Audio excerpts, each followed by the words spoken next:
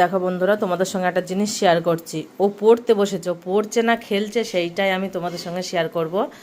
আর দেখো, ওর খালি মানে কি করে ও পড়তে বসে।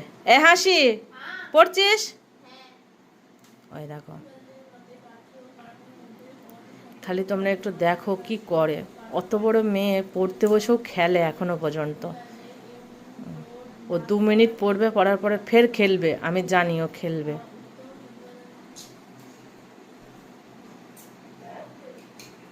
দেখেছো? ওই দেখো, এ পড়ে না খেলে। হাসি,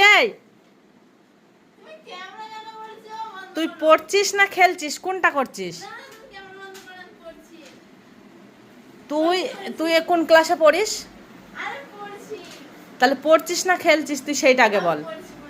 তুই ওই 1 মিনিট পড়ছিস আর 2 মিনিট খেলা করছিস, ওই ওই পাতাটা নিয়ে খেলছিস। হ্যাঁ, আমি সবাইকে দেখাবো তুই কি করিস। এত বড় হয়ে গেছি তবু তোর মানে শিক্ষা হচ্ছে না। তুই এবার 12 ক্লাস পরীক্ষা দিবি, তুই ওই রকম করে পড়ি কি করে হবে? আমি হোস্টেলে ছিলাম, হোস্টেলে এবারে স্কার করতে ভালো লাগে। ইমা, তা পড়বি না?